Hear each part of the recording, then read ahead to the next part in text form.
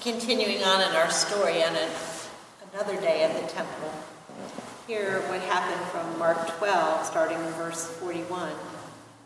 Jesus sat down opposite the place where the offerings were put and watched the crowd putting their money into the temple treasury. Many rich people threw in large amounts, but a poor widow came and put in 2 very small copper coins, worth only a fraction of a penny. Calling his disciples to him, Jesus said, "I will tell you the truth. This poor widow has put more into the treasury than all the others. They all gave out of their wealth, but she, out of her poverty, put in everything, all she had to live on." As we said in the last segment, it wasn't that money is separate from our spiritual life.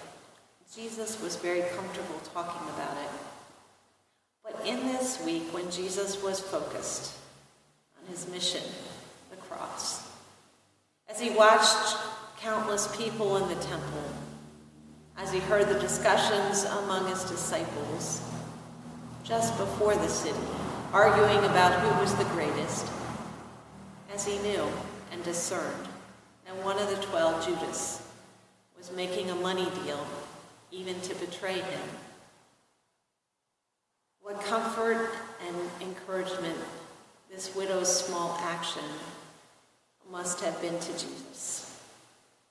For she was willing to offer not what she had left over or she could do without, but she was willing to offer her very best, all that she had.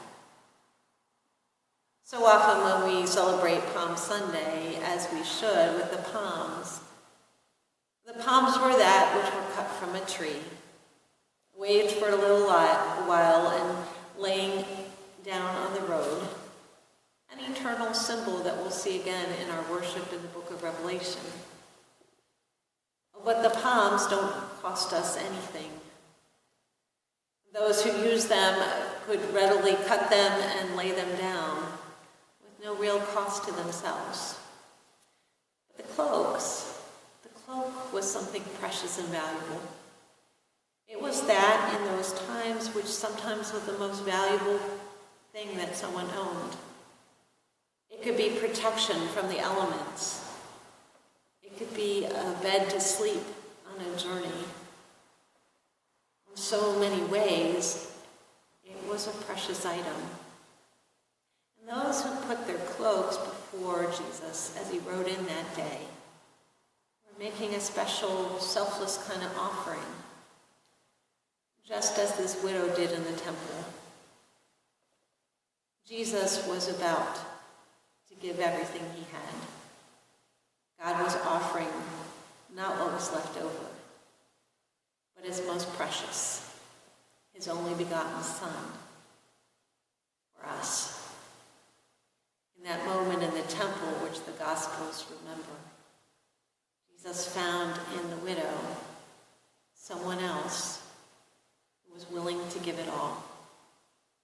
So on this Sunday without palms, I invite you to consider giving your cloak to Jesus, that which is not left over, but that which is most precious, as God has given his most precious for us. So as you pause the tape, ponder these questions. As we celebrate this Cloak Sunday, what is something precious to you that you can offer to God this week? And also, how will you take on the cloak of selflessness this week as well? You may pause the tape.